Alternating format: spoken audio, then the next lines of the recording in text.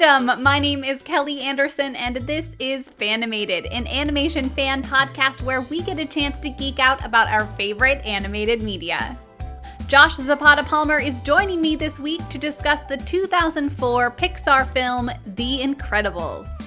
Written and directed by Brad Bird, The Incredibles was Pixar's most ambitious project at the time, and we can't wait to discuss why it's one of our favorite films from the studio.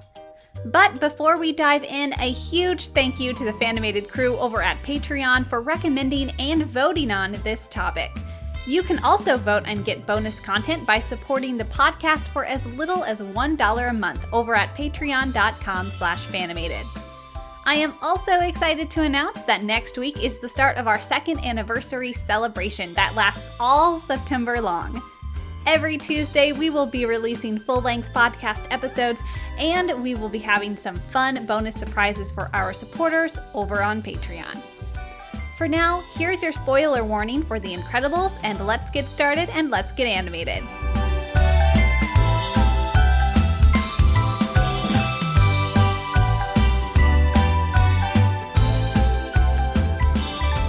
Josh, how are you? Thank you so much for being here. I'm so good, Kelly. I'm so happy to be here. Thanks for having me once again. Always, Josh. It's so great to have you on the show. I always enjoy your input and your insight. And today we're talking about The Incredibles. Oh, yes. What an incredible conversation this is going to be. I definitely intended that pun. I will not lie about that. How many times will we say incredible? I'm gonna hope for less than like 25. Okay, we'll see. No promises. We'll see what happens. It will be a lot. I'm just gonna guess. Well, I'm super excited because this is the first time we're talking about a Pixar film on this show. Is that insane or what? That is insane, because to me, Pixar films are like the bread and butter of my animation experience. And so I'm so pumped to be talking about this. And it is funny to me that it is like the only one we've talked about so far. I know, it's absolutely insane. The first time I realized that we hadn't done anything Pixar is I was listening to another podcast, Banter, I Hardly Know Her, which I've mentioned before. And they did a Pixar episode, and I was thinking about all my favorite Pixar films, and I was going, wait a minute, have we actually talked about any of these on my podcast? And I looked and I was like, no, we haven't. What is wrong? Pixar is one of the, great American animation studios, and we've never dove into it. So I don't know about you, but The Incredibles is one of my all-time favorite Pixar films, so this is a great place to start. Me too. It's one of my top favorites too. So I'm glad that this one, if I understand correctly, this was voted by some of the, was it the Patreon subscribers? Yes. So you can become part of the Fanimated crew over at patreon.com/Fanimated. Little plug there. And what I did is our background painters, that's our $10 plus tier, get to choose what goes in the poll. So I asked them, what are your favorite Pixar films? And so The Incredibles was mentioned multiple times. So I made sure that The Incredibles was in the poll. And then everyone, the $1 tier and above, got to vote on which of those Pixar films they would love to hear from. And The Incredibles won in a landslide, so it was no question. The Incredibles is what we're talking about. So many votes for The Incredibles. So I know you all love this movie as much as we do. Well, I'm glad that they do, because we've got a lot to talk about here, and there's so many reasons to love it. Like whether that's because of its genre bendingness, or you just love superhero movies, you love spy movies, you love family dramas. There's so many audiences that have a reason to love it.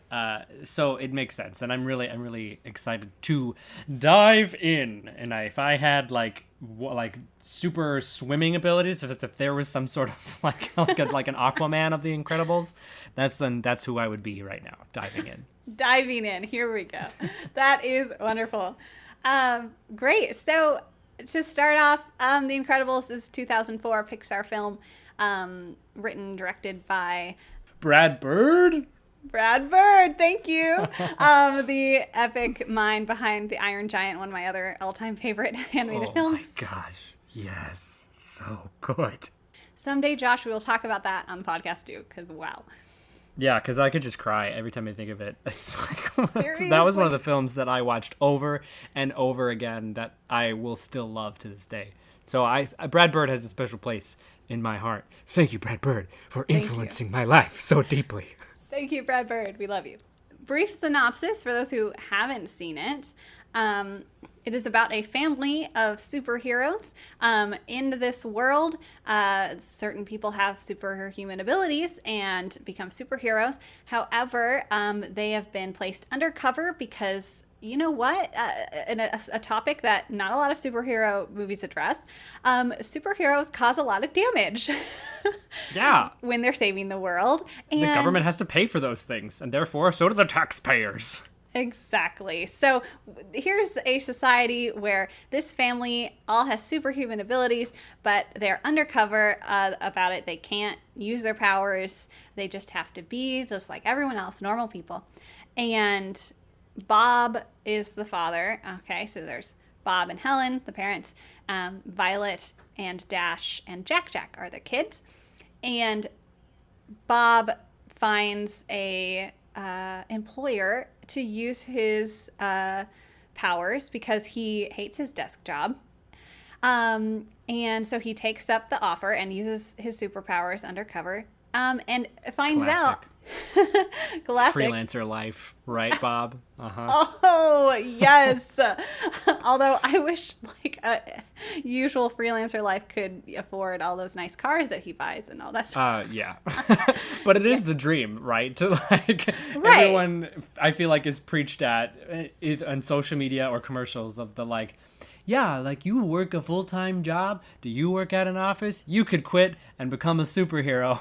But he's the only one who actually can do that. We just quit and then like spend a lot of time trying to figure out 1099s and how to pay your own taxes.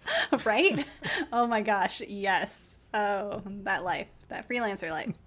And so he finds out that his employer is actually evil villain. We'll talk all about them later. And basically he and his family have to save the world. Usual superhero stuff. Right.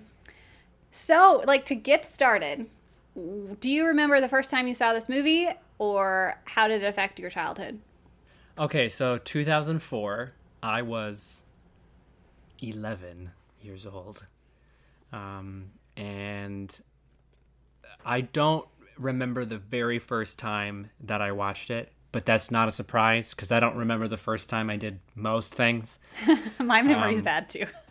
Yeah. So I don't remember that, but I'm sure that I saw it in the movie theater because at the time I would have loved to do that. And so my family probably went to see it. I don't really know, but I do know that we bought the DVD and Nice. I had the DVD and I would watch it whenever I wanted. So I watched it a lot of times, and I'd watch it with my friends or my family, and just whenever I wanted something else to watch. It was one of my go-to movies after we had finally bought it. And I by the time it came out on DVD, I was probably 12, because, you know, back then, things didn't come out a couple weeks after they're in the theaters. They come back a year after they're in the theater, then you can buy it. So I remember getting it and watching it a lot, and I think the thing that I remember most about that time was the music. I fell in love with the music, and I think part of the reason it probably struck me so is that when I was in band in high school, we ended up playing the soundtrack for one of our Pops concerts, and I got to play the mallets. Nice. So, you know, the part at the beginning where it's like, and that was me. That's so cool. So I just loved that. And I think that was one of the reasons it like really like solidified in my head. I don't remember. That must have been like even later than when it actually came out. But I definitely watched it a lot around that time. And I think my family loved it because it was a family drama. And my dad had this habit of whenever we'd watch a movie together for the first time at home, after it was over, we would he would stand up and he'd be like, "All right, everybody," with his hands on his hips. He would yell, declare to them all, "I want to know what you thought of that film. Tell me your feelings." And he would just we would have to talk about it and say what we thought, what did it mean, what was important about it, and really analyze it. And my dad's a really deep thinker, and so it would always elicit those responses. And then my mom would go pop more popcorn so that we could have popcorn for the after movie conversation. That is so fun. Yeah, so we did that a lot, and I think we did it particularly with this one because it was a family film. Yeah. And because it has, family values in it, I remember my dad getting kind of riled up about Bob's experience working at an office and then finding some other way and having this midlife crisis thing. I can't relate to that. I still can't. I don't have kids. But he would, I think, probably talk about this film in that it really shows the importance of having a family unit that you're committed to and being honest with. Yeah. And I think that was one of the things that I drew out of it a lot was the importance of openness and trusting your family, whether you're the kids or the parents to the kids and your siblings or your spouse, the fight that I remember that Bob and Helen have at home when he comes home and's got the rubble on his shoulder, you know, after and he's eating that big piece of cake and it's just I yes. want a big piece of cake, please. That's all I thought as a kid. Yeah, I just remember him shoving that cake in his mouth, and he's got rubble on his shoulders from the building he just destroyed that was on fire, and he shouldn't have been doing that because he was supposed to not be doing superhero stuff. And when they had that fight, I just remember that being really real to me as a kid because I related to Dash as the boy, and I was the boy. And so I remember being he was scared of his parents in that moment, just like I had been scared of my parents when they argued, just because when they argue, it's you don't know what that means when people raise their voices at that age, So yeah, seeing that on film and then being able to kind of work through it and talk it over with my parents afterwards, really, I remember helped me to kind of recognize what life can be more than just as the son, but as the dad and as the sister and as the wife. And I think I just would then after that fantasize about my life as what if we were all superheroes, and I would love to lean into that. And so I think that's probably how it really affected my life, is we would talk about it a lot and we watched it all the time. So yeah, there's even a quote from Brad Bird summarizing. Brad Bird had said at one point that he was really excited that a lot of people were writing about and talking about his film, The Incredibles, and that it, looking at a mainstream film and having people actually be considering it, and it's how thought-provoking it is. And it's true, and everyone gets something different from this film. Watching this now as an adult, I was wow, there's so much more here that I didn't pick up as a child. And totally, yeah. And as a child, I didn't really even notice, it truly is for me, just coming off of talking about Frozen 2, I'm this is The Incredibles is a great example of a show for everyone. Yes, they put the children into account. And yes, you could definitely argue that this one is definitely maybe, it's the Pixar's first PG film. So it's definitely maybe not for 3-year-olds, but also 3-year-olds could watch it and be fine. So yeah, there's great stuff in it for everyone. And I know as a kid, we watched this all the time, and my parents would actually watch it. My family was not like yours. We didn't all sit around and then talk about it afterwards. It's a pretty unique thing, I think. Well, your family is great and very artsy and very just super fun. So it doesn't surprise me at all that was your childhood. So, but this was one that my parents would definitely watch if it was on. and when we were watching it. So, and now as an adult, I definitely understand that and see that, like, there's so much more going on. So then let's ask the question now, as you would after you'd watch it. Like, what would you say to your dad now, having watched it now as an adult? You already mentioned, communication, like being open with your family. What stuck out to you the most when you watched it this time? That's a great way to do this. I like that idea. Okay, so if I was to answer that now, I would probably say that this movie is about recognizing your faults and your weaknesses, and that no one can do anything alone, and that everything is about community. That even superheroes, no matter how super you are, you still have a weakness, and you still can fail. And so the movie, it has that like 60s vibe, especially at the beginning. And then 15 years pass, and it's more like maybe mid 70s when the bulk of the film takes place. Yeah.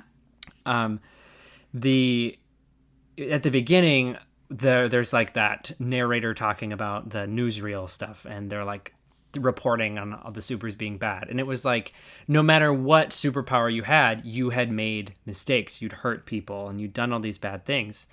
And Bob, then 15 years later, being a super strong Mr. Incredible, still thinks that he can do it, that he can muscle up all of this super strength to provide for his family, as well as find this new purpose in life. And I think that he fails in that, and it leads all the way up to the point of, like, the most palpable emotional moment in the whole movie, I think, is when, after he thinks that his family is killed in the plane, and Syndrome shoots the rocket down, or shoots the ship down that Helen and the other kids are in. Yeah, the airplane. The airplane. Yeah. After that, he thinks he's lost his whole family, and then Helen finds him in that like electricity jail thing. Yeah. Tied up by static electricity.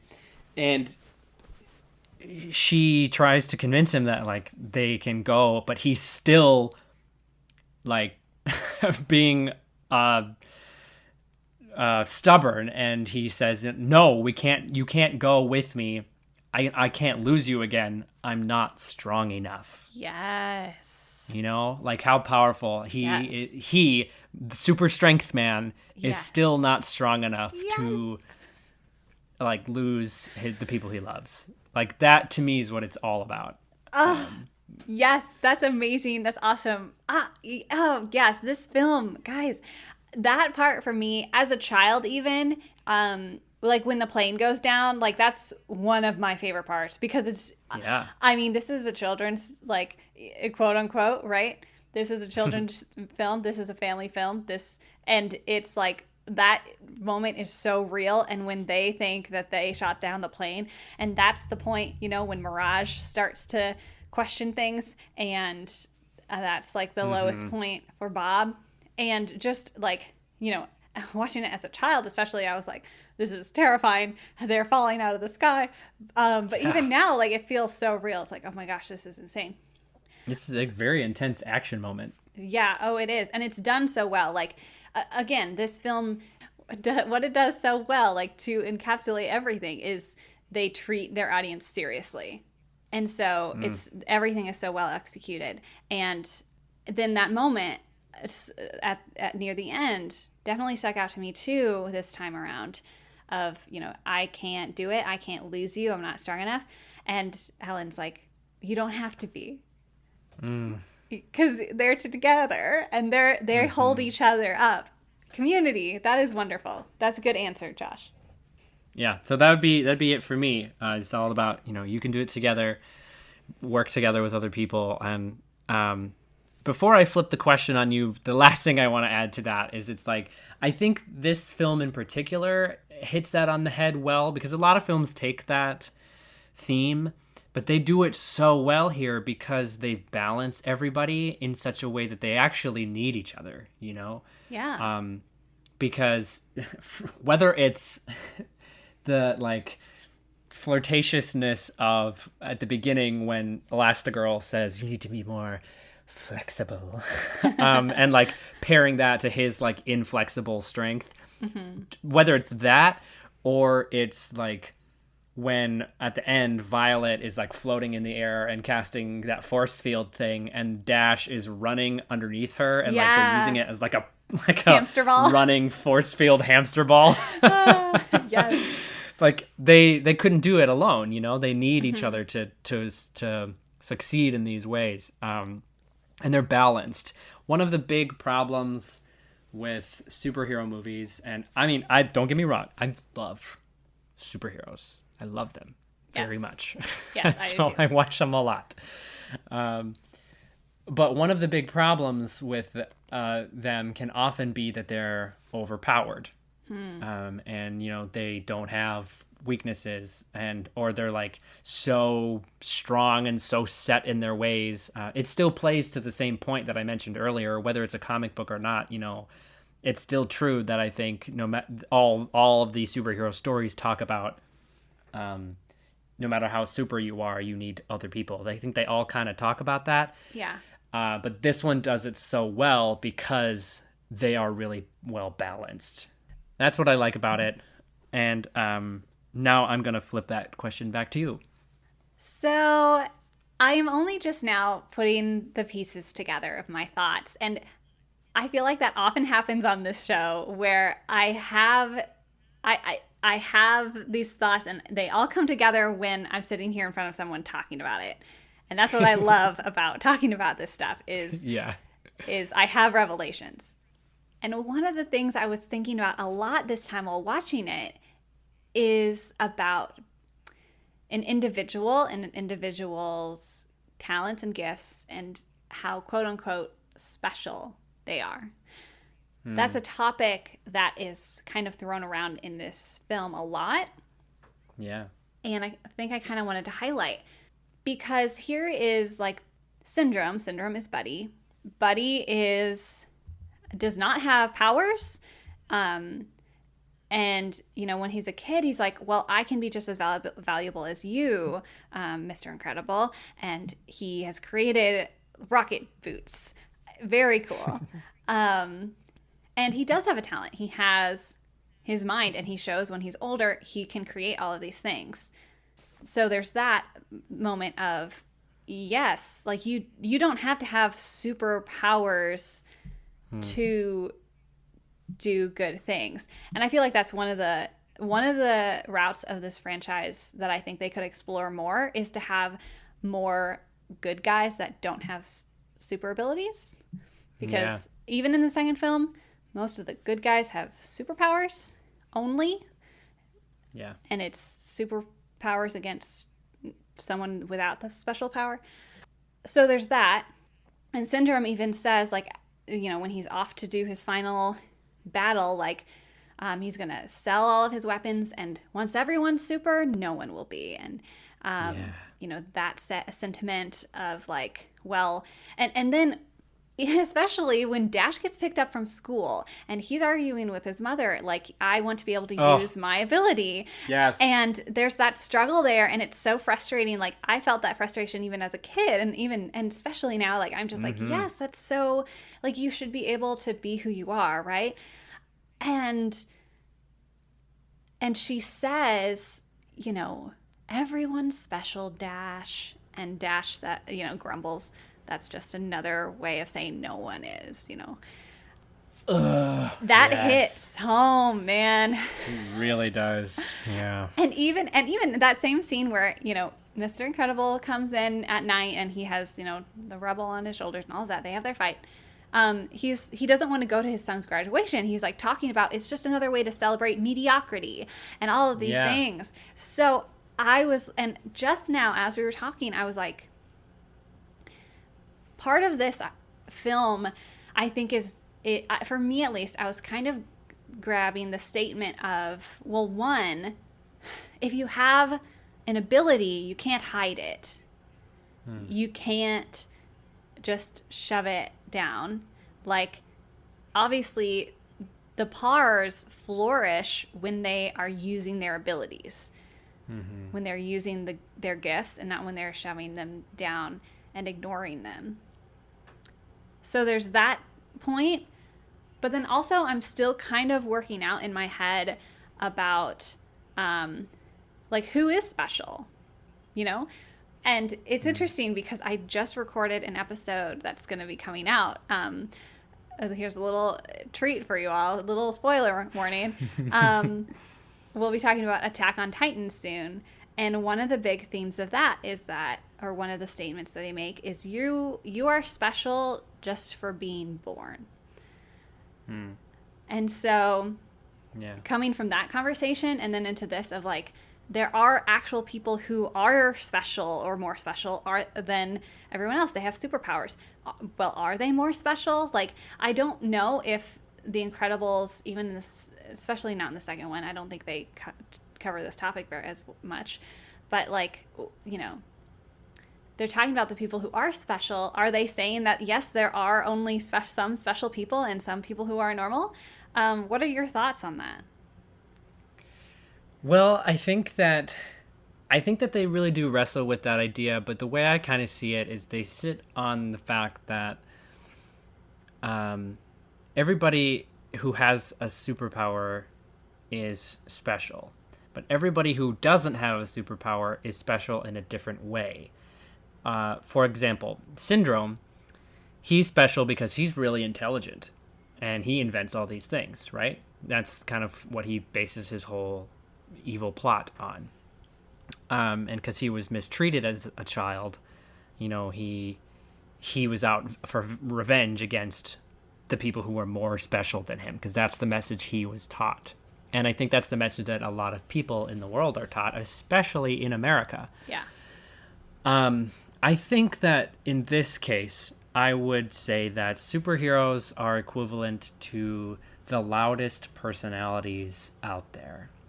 And it's not that people who are loud and big and flashy and shiny are more special. Like, if you think of it in today's world of people who make a lot of money, or who are really famous, or who start businesses and are entrepreneurs, and like a lot of times today in America, those are the people who are really special, and they're praised for those qualities. Yeah. But the majority of people out there are not like that. And the people who are like that, though, are loud, and they say it a lot, and they're advocates, they're activists, and they talk about those things, and those are really good things. We need that. But at the same time, those people who are being that loud and who are claiming that much attention have a lot of problems too. And they're different problems than someone else. And so I think what it, to me, is saying is that, like, everyone is special in different ways. And just because you have a gifting that might draw more attention, it means you have to have more responsibility to steward that gift. You know, it's like the classic Spider-Man quote, with great power comes great responsibility. Yes. I think it's the same thing, because the normal people in the world, like at the end, when they kind of start going back to reality, and like Violet meets Tony Reidinger, and like, you know, they have their base, or the track and field event, and Dash is like running and he goes and gets second place. Yes. On purpose. You know, like those other normal people have their own qualities to that they need to explore too. Mm-hmm. And whether it's Tony or the other people who are running against Dash, you know, like they have other things going for them that the supers have supersized problems, and the normal people have normal sized problems. So it's all just a matter of, you know, what scale your specialness and your gifting lies, and it depends on whatever that scale is. It's up to you to figure it out, and then to figure out how much you're willing to be responsible for it. And if you're irresponsible for it, then you end up like Syndrome. But if you're not, then you can be a good guy. Whether that's Gazer Beam, who ends up dying for it, but like in the really teeny section where he's like, that you find out that he's an advocate for superhero rights in the newspaper. Right. Yes. You could do that, or you could, try to be a Bob Parr, So I think that's the messaging that I take out of it. I love that. I love bringing in, with great power comes great responsibility. And I would even add to this idea that, because I don't necessarily like thinking about it as big problems or super problems and superpowers or that kind of scale, but even just like different spheres, even different spaces, I suppose, instead of like a bigness versus smallness, I think there's just different spaces where we are all inhabiting and where we're all have certain abilities that can affect certain spaces. And so, finding your gifts and where your gift, fits in, like, I'm thinking like in my analogy, the little baby play thing where you put the shapes into the holes that are made for that shape. And I think I've used this analogy before on the show. But it's like, okay, I have the triangle gift. I have to find the space where there's a triangle hole, and I'm gonna fill that. Yeah. It's like that's the journey that we're all on.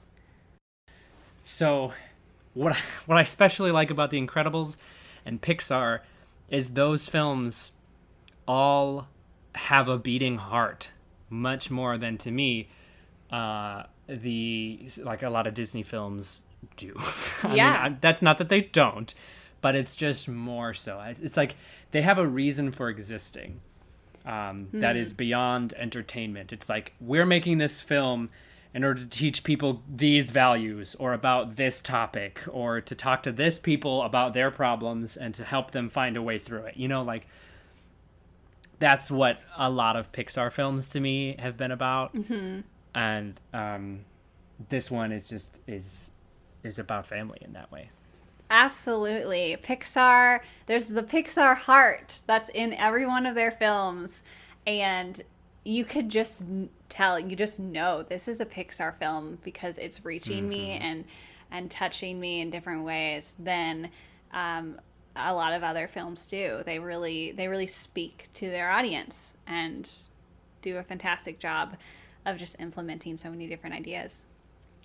So, I have to ask, which of the many superpowers, if you that are shown in The Incredibles, which of all of these superpowers would you want? Okay, so limited to the main characters or to any of the powers? Any powers that they show. Any. Okay. Oh, man. So, first off, I'd like to say that arguably Syndrome has a superpower of super intelligence. Okay, sure. So I think that should be said. Okay. Before I say that I would like to have his power. I see what you did there. Cheating the system a little bit, but okay, all right. I'll take it. I think that would be, he's got a really cool power to me because he just he invents these amazing things. Like, that's really rocket boots. What a dream come true, And his 0-point gravity shooter thing that that's shoots so out of his cool. fingers. That's cool. Yeah, I mean, he can fly, he can do that, he can invent all this stuff. Oh, man, it's kind of like he's the Batman of this film. Oh, for sure. So, and man, if he was treated just a little bit differently, how much of a different person he could have become. Seriously, yeah. Can we just take a moment and just geek out about Syndrome for a second? Yes, we can. Syndrome, I think it's the first thing I wrote on my notes, is one of the greatest villains, in my opinion, just like animated villains. I love a good backstory, of good motivation for a villain, and he's got it. I will say, I will definitely say that his logic behind what he's doing and how it connects with his past, like grudges, I guess, is some, I feel it could have been a little more clear, especially this time watching it. I was like, wait, does that make sense? I don't know, but he's still one of the greatest because again, it's not just a bad guy who's a bad guy. It's like, no, he has got like reasons for being this way now, and we get to see that. One of my favorite parts of this film is the opening like 10 minutes because you get such a good, clear picture of what has happened, what's going on. And they're definitely just telling you some things, but you are experiencing it. And I love that. Then, and not only the good backstory, but also like, and Brad Bird really wanted this to come across too, is like, no, these are villains. Like in a family movie, these villains will harm you. And Syndrome will. Like he's not afraid to, for his own selfish desires, unleash this horrible robot into a city and harm people to get what he wants. And he's not afraid to hurt the Parr family to get what he wants. Yeah, he's like legitimately scary. Yeah, he almost exploded them all out of a plane. Yeah, I mean, he almost exploded them all. You think that he does, and then he is gonna sacrifice Mirage when Bob grabs her, in the electric thingy, and he unleashes that robot. Yeah, he's like really a bad guy. I liked his characterization in that he's also kind of charming. Because they give him a really interesting look that you don't really see. He's got like a good guy look, and that is warped by like the way his jaw shapes and how he's just constantly furrowing his brow. And I think they designed him physically to have that like that good appeal of good versus bad, like in his like build itself, and I really appreciated that. Side note, apparently they designed Syndrome to look like Brad Bird, and by the time that Brad Bird realized that, it was too late to change it. No way, really? Yes way. That's what I read, and I love it, and I think it's hilarious. I did not know that. That's hilarious. I love stuff like that, man. It's so good. Well, if I had superpowers, I would have Violet's superpowers because being invisible would be super helpful. And more importantly, force fields, guys. I think that's so cool. And I always thought that would be the coolest thing. Although Dash is pretty... Well, no, let's be real. Let's be real, guys. Let's back up. Jack. Hello. Oh, okay. All right. All right. Maybe that's cheating right. too, because that's like a bajillion thing. Yeah, arguably he just has like a bunch of powers, so... He does. And gosh, I just love all of their names that are basically their powers, by the way. Like, that's so fun. Okay, so you really liked Violet's power. You would have her power. Yeah, I think that's what I would choose. Is there a reason you like the force fields? I just feel like they're very useful. Like, it's like basically having a shield, right? You get to be... she protects everyone. I like that. So I want to make sure we talk about this. I love this film. Like, we've already mentioned so many reasons why it's great. And so many reasons why the story is great. I just want to highlight again Brad Bird's writing in this film. This is truly, even though it's 2004, that's, fairly long time ago. It's just one of the most well-written family films just ever, like on the docket of like one of, I think, just it's such a solid storyline. Like, everything goes back to other things, like I said with Syndrome and his backstory, like you get that reveal and that's great. Yeah. The capes, I mean, this throwaway thing with Edna Mode comes back, and that's The ending is the cape thing. Like Yeah. that to me is like a really clear indicator of a well-written story is, Mm-hmm. these things that happen that tie back to each other. Like it's cohesive, it all connects. Like nothing is filler. Like that for me, if you can notice things that are just filler, like that didn't need to be there. I say this all the time on the podcast. You have to cut, edit. Like, you get rid of the stuff that doesn't need to be there and make it all fit into this perfect little puzzle. And Brad Bird did it, and this is it. It's fantastic. Yeah. Yeah, and I love that. And it's in this case, he was really a huge reason for the success of the film because if I remember correctly, he is director, screenplay writer, story writer, producer, Voice well, he's actor. voice actor. Yeah. Yeah. Okay. Let's pause on that and just say I did not know that Brad Bird voiced Edna Mode until researching for this podcast. Isn't that crazy? It blows my mind. Like I just can't picture that voice. I wish I could have been in the studio and like listened to him do this cuz it's Oh my gosh. crazy. And he won some awards for it, for the voice acting of Edna Mode. All of those lines are classic, like Edna Mode and guest.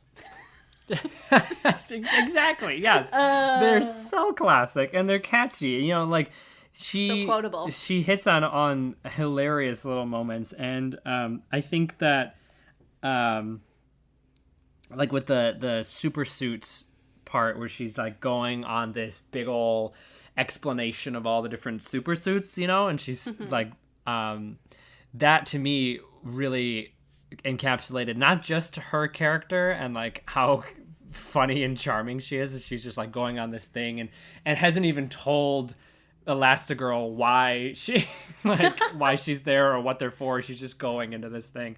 Yes. But it like that moment to me gets to the core of all the different genres all at the same time, because it talks about, it's like there's superheroes because they're super suits, it's spies because it's like secret agent stuff, and it's like there's super technology, and then there's the family drama of her asking, do you know where he is?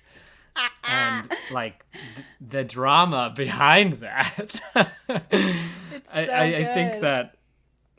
that was really well written, and I think what I was gonna say was Brad Bird, having been that like all those different parts, he oftentimes there's like this thing in filmmaking of being the auteur, which is the like originator of a story and the director, and you're just and you encapsulate the story itself. It all kind of spirals around you, versus like collaborative filmmaking where it's like there's a director and a writer and they're separate people.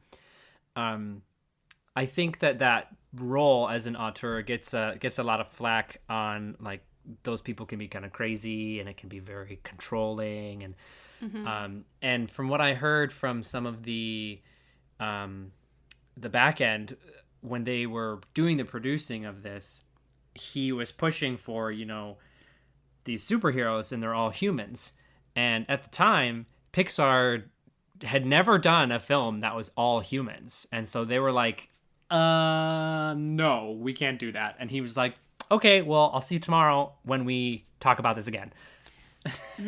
Like, Yeah. he just kept pushing it, just every day kept saying, all right, well, we need this. This is really important. We got to have this. We got to have that.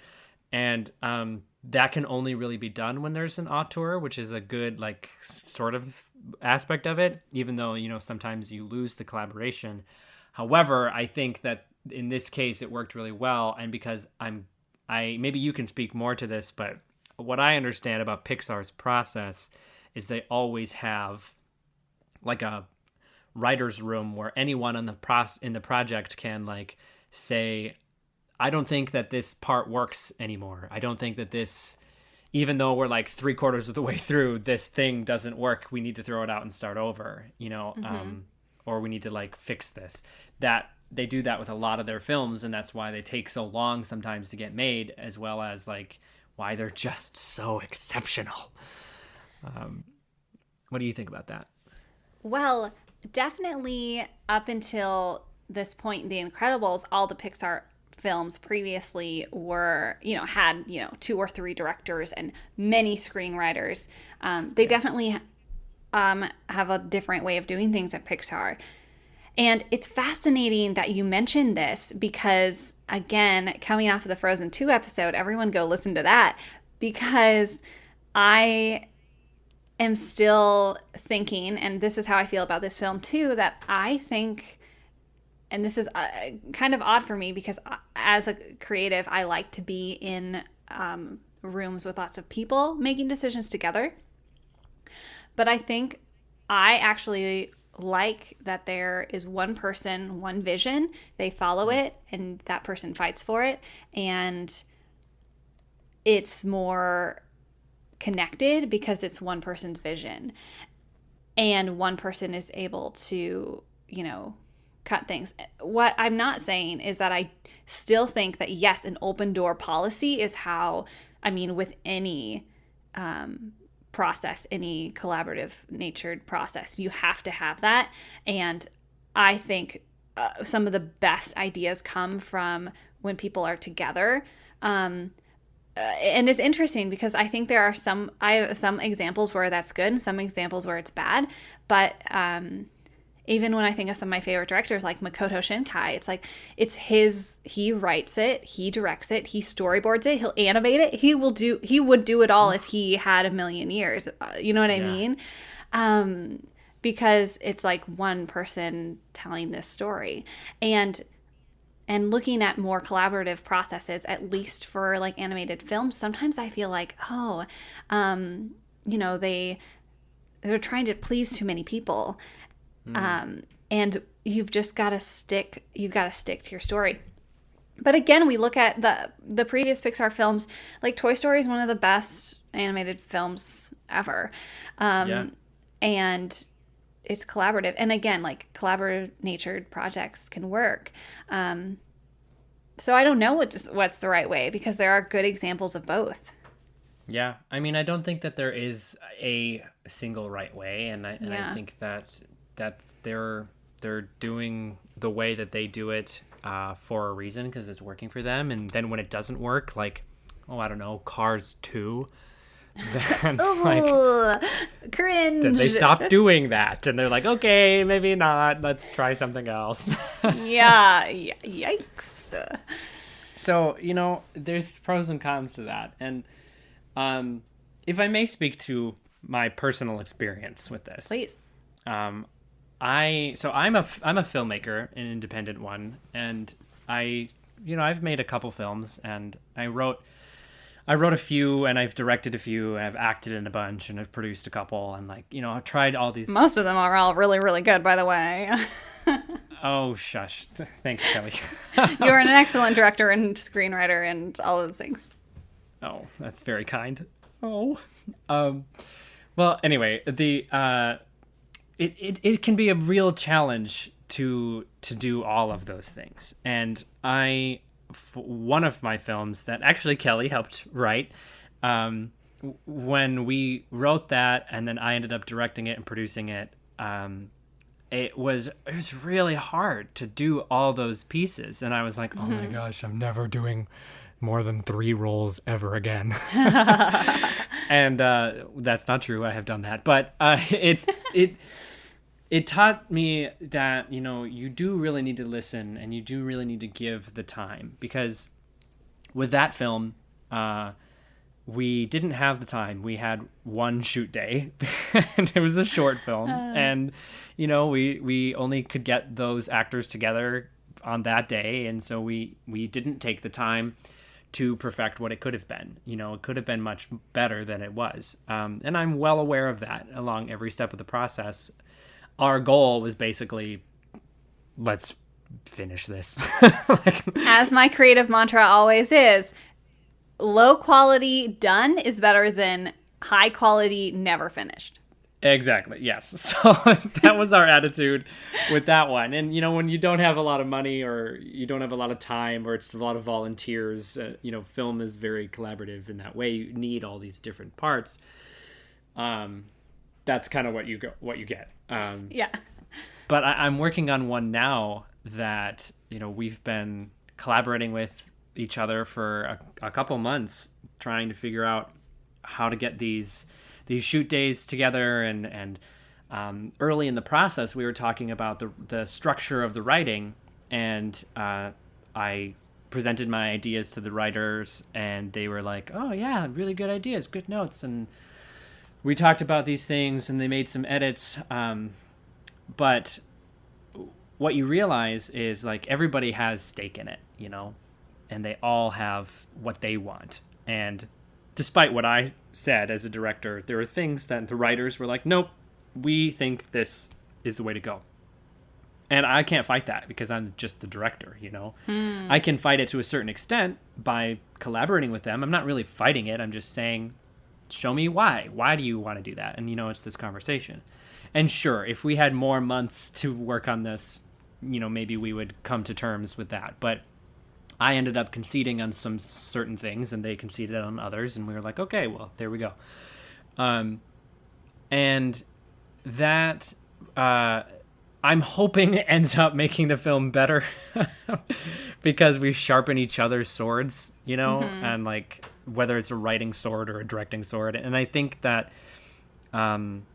it's really, really important to take a right amount of time to make it good. And to bring it all back, Brad Bird, with The Incredibles, with a lot of his Pixar films, has been able to take the amount of time necessary. I mean, just look at Incredibles 2. It took like 14 years between the first one and the second one to come out. Yes.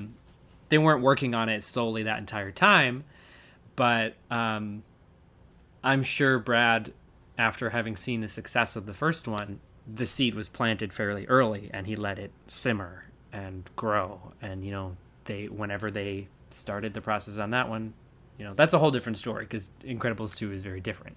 Yes. But all that to say, those processes, whether it's one person going from start to finish and like just enduring all of that hardship themselves, or if it's a bunch of people, sharp iron sharpening iron sort of thing, they are both good, and you can end up with a really good product either way. It is, to me, more about the process, and like what you said, it's about the process for you and what shape you are, and what process that shape is going to fit in as a whole. Yes. So. Exactly. And I've said it before, I'll say it again. One of my favorite things about animation is that is its collaborative nature, is the fact that everyone has different superpowers, if I can say that. And everyone's using their superpower in the correct shaped hole that they're supposed to be in. And I love seeing, people, create something like that and create something so big, all based on their own individual small, pieces coming together to create something large. So I definitely don't think it's good to just have one person make everything. Like, you can do more together. But I do think there is some truth in having a captain of the ship. Yeah.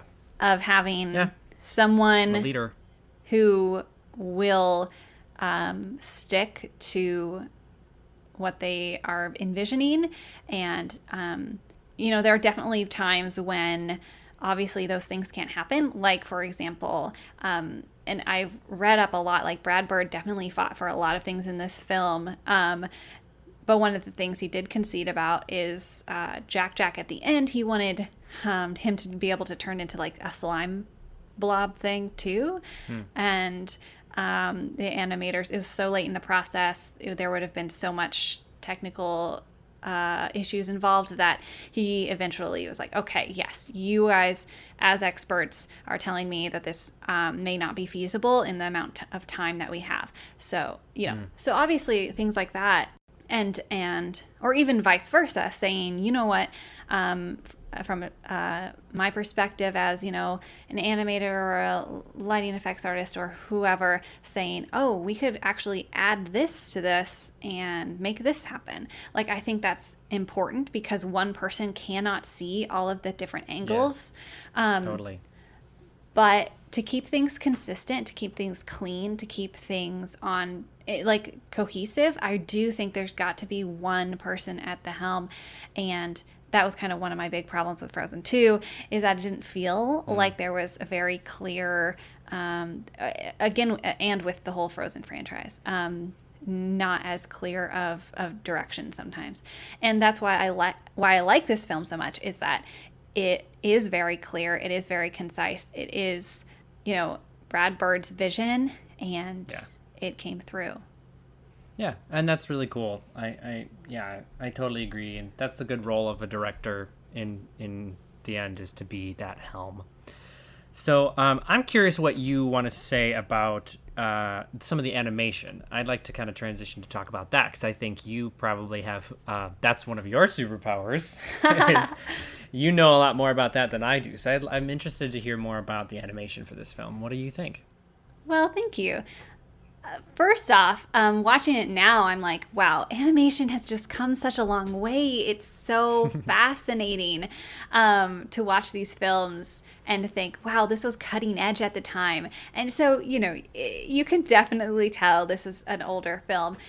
And technology just moves so fast nowadays. But it's still, you know, it's still great. It's still fantastic. You had already mentioned that this was the first Pixar film to be a human cast. So that, like you mentioned, was a hurdle, one of the many hurdles that they had to jump. And again, what's so fascinating about this film is that they created so much. They pushed forward. They, you know, were innovators. Like Pixar have always been innovators. And this is a very clear example of that. Yeah, they're like always inventing new things for each of their films, basically, right? Absolutely. And that can be said for lots of studios. They will encounter an obstacle and they'll create something new, a new rig, a new software system, and they will engineer all these things to make it happen. If they have a vision, that's one of the fascinating things about animation. There are always new things being invented to reach these goals. So with humans, they were working with, we'll narrow it down to 3 things that they really had to improve on: skin, clothing, and hair. Those were things that they did not have to deal with before that. So they're creating new technology for human anatomy and for, you're making your skin, textures. And then watching it this time too, I was very focused on the clothing, and they did for the time, you know, how is it relating to your environment? And there was a lot of information that I've looked back on about Violet's hair. Like, her hair was such an important piece. And again, this was one of those things that Brad Bird fought for. Before this, Monsters, Inc., the animators at Pixar convinced the directors to make Boo's hair into pigtails because it's easier to animate because you don't have all these pieces everywhere. It's just like these 2 pigtails. Well, the animators for this film also wanted to simplify Violet's hair because it's all in her face. It's very long. It moves so much. And Brad Bird was like, no, we can't change her hair. It's part of her character. And it is. Like, there's this huge moment for her character when she actually pulls her hair back and is like, this is me, this is who I am, and I'm not going to hide anymore. That is such an important part of the story. And so Brad Bird was not willing to back down on that. So for the time, that hair movement and how it interacts with the environment, not only just in a normal state, but also, and we said this before on the podcast too, they were in the water. Animating that is very difficult. And you can kind of tell, like, this is like older effects on that, but it's still like, they had to do that. They had to do the wind blowing the hair everywhere. They were doing all these things, and they were able to do such a great job with it. And I mean, innovation, what would have happened if Brad Bird just conceded to that and was just like, okay, fine, we'll just change her hair? Like, they wouldn't have made it that step forward in animation. Right. Yeah, because it ended up leading to the hair of Brave, which people were freaking out about for a long time, And I think that if they hadn't have done this first, they couldn't have gotten to that. All in all, this film was just so ambitious for a Pixar film. Not only did they have to deal with humans, they also had so many more locations than ever before, so many more effects, and just so many explosions and smoke and things going on all the time in this film. There were at least 781 visual effects shots. And so that's like when the window shatters, when a bomb explodes, when something happens. Oh my gosh. And apparently the effects team improved their modeling of clouds too, using the volume rendering like that for the first time. So all of these things, they're using subsurface scattering on the skin. Again, like I said, the clothing, there was so much more of that than in previous Pixar films. So the innovation after innovation after innovation. And, you need big thinkers, dreamers to make those things happen. So again, Brad Bird is amazing.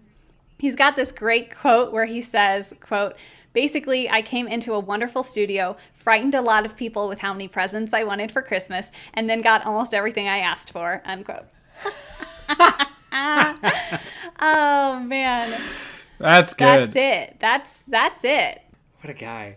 The other thing I really want to say that I thought was fascinating, because I am a storyboard snob. Like, I love seeing the storyboards, and because storyboard artists really do, and not, they haven't always been, but this is kind of one of those steps forward into storyboard artists are storytellers. They're part of the writing because they're telling you where things are, how things are going visually. They're setting up shots. And for Pixar, at least, this was one of the first films where they were actually saying, okay, the blocking of the characters' motions, the lighting, the camera movements, those choices are going to be made by the storyboards, not by the departments in which they happen, which I thought was fascinating, because in my knowledge, like, I always thought, oh, well, that's just how it goes. I just figured that's always how it's been. A storyboard is what tells those other departments what to do. And I didn't realize that hasn't always been the case. So before that, each individual department was choosing, okay, this is what the lighting is going to look like. This is what, because it makes so much more sense in my brain. The storyboards say all of that. And so, again, like I said, it's more cohesive. So you have a plan, and you're saying, this is what I want it to look like. We're going to approve the storyboards before I even send it out to a new department for them to do what I say. It's storyboards are basically another script, but a script for the visual team. Yeah, I mean, that makes sense. It's closer to filmmaking in that way, because, like, again, with this film that I'm doing, I was meeting with the director of photography, who's the guy who's in charge of, like, the cameras and stuff, right? And we were going through all these different shots, and I was, like, writing out my little storyboard, like, very poorly. But, like, we didn't need to, because we could communicate, this is how we're going to do this, and I just draw what I needed so that he could shoot it. But in larger films, that's what they do. They have their storyboards, and they everything else depends kind of on that, just like it depends on the script. So it's interesting that transition, that innovation, made animation more like filmmaking. Yes. You know what I mean? Yes. And I can't say what other studios were doing at the time, because, again, I was thinking that had been the case everywhere, but and for all time. No, but yeah, it's definitely that same idea as, a live action film of, setting things up and knowing what the director wants and moving forward. Yeah. The only other thing I wanted to mention animation-wise is, like we mentioned, Brad Bird had just worked on The Iron Giant and was coming from that. And he actually brought a lot of his team with him. And this was one of their first endeavors into computer animation. So for a lot of people on this team, this was their first time, using that in a full-length feature. And Brad Bird, there's a quote somewhere where he's talking about how he loves the versatility of it and how he's able to, like we've talked before on the podcast, Josh, able to just take a camera and move it to a different place in the scene if he wants to. Yeah. Which, like we said, he clearly utilizes a lot of really fantastic camera shots in this film too. So yeah, computer animation, it has a lot of versatility to it. As much as I love 2D animation and I want to see more of it, The Incredibles was definitely one that's like near the beginning of that just push into computer animation. And now that's almost all, all studios just do computer animation. Yeah. So, very cool. Very cool. Can you imagine being on a team that works a specific way and in 2D animation, and you create a film or multiple films like Iron Giant, and then suddenly you're brought into this new thing where you're like, you have no idea how this software even works. Yeah. And now you're going to make a feature-length film with it? Like, that's insane. I know. That is so crazy. And again, from my limited perspective, I'm like, well, that's what you go to school for. Like, animators go to school for learning how to use this software. And well, they do now. They do now. Exactly. That's the thing, is there was this time in animation where they were making this transition into computer animated films, and Pixar was the first step into that. And then so that you had people who had to learn a completely new skill set. And I do say, like, I mean, in general, because it's so technologically heavy, animation is an ever-growing, ever-changing medium. And if you work in that industry, you for sure are becoming a lifelong learner. But this is definitely just the start of that, because for so long, for years, years, in every part of the world, it was hand-drawn cell animation. That's how animation worked for decades. Yeah. And then this was part of that transition into, oh no, you're learning something completely new, and this is it. This is animation now. Yeah. So very, very, very fascinating. Well, those are some really cool facts about animation that I don't think I knew all of that, Kelly. So thank you for bringing all that. Like, that's just really cool. You're welcome. Guys, I love this kind of stuff. This is what I'm here for. There's so many interesting things about this film specifically. I could go on and on. But yeah, definitely everyone should watch it. Give it a shot. There's, man, it was so enjoyable to watch even now. Like, so many quotable scenes. Where's my super suit? It's so good. I mean, yeah. or we haven't even talked about Frozone and... Where is my super suit? What do you need to know? I'm your wife. I'm the greatest good you are ever going to get. I love that part. It's so good. And the film was just so ahead of its time.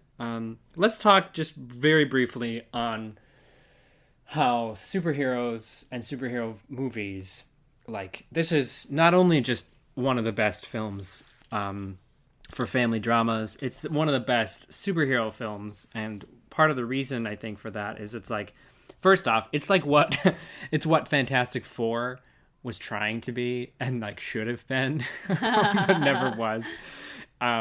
Because it had such an ensemble performance, like whether, from the casting to like having Samuel L. Jackson play Frozone to, Holly Hunter as Helen. It's like really, really good casting, and their relationships were so good.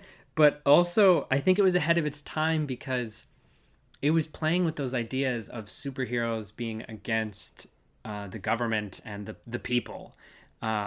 We didn't see anything like that in superhero movies until Captain America: Civil War, and that was years later.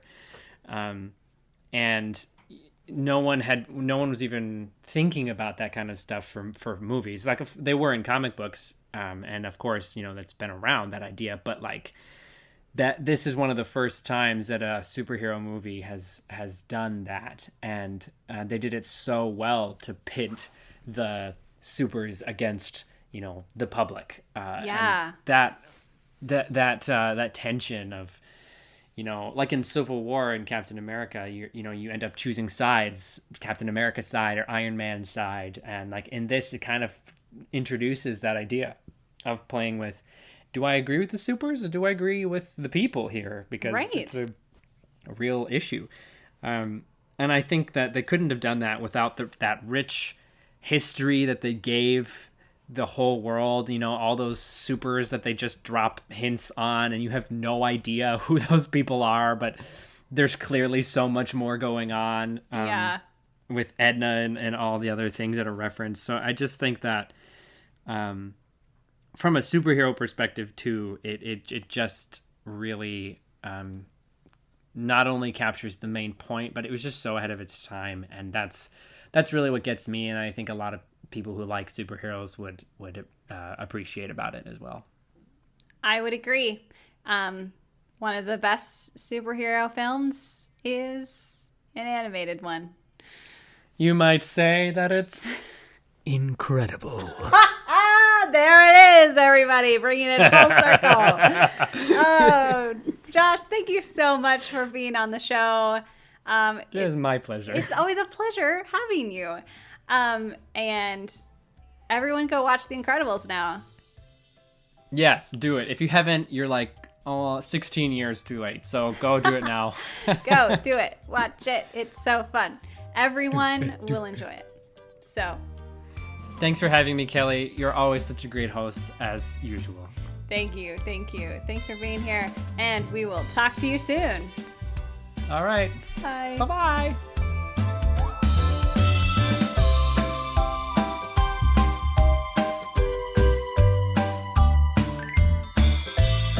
Thanks so much for listening. You can follow us on Instagram and Facebook at Fanimated Podcast to stay up to date with all things animated. And don't forget to leave a rating and review telling us what you'd like us to watch next.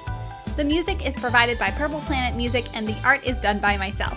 You can find me on Instagram at Candor Draw. Thank you to Josh for joining me today, and I look forward to sharing another What You're Watching episode later this week. In the meantime, stay tuned and stay animated.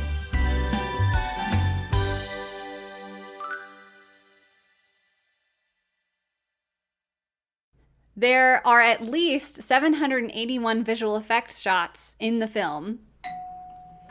Sorry, someone's opened my door.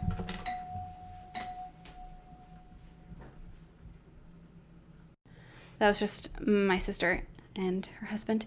Apparently they just popped over and like, you want to get ice cream? So we'll do that. What was I saying?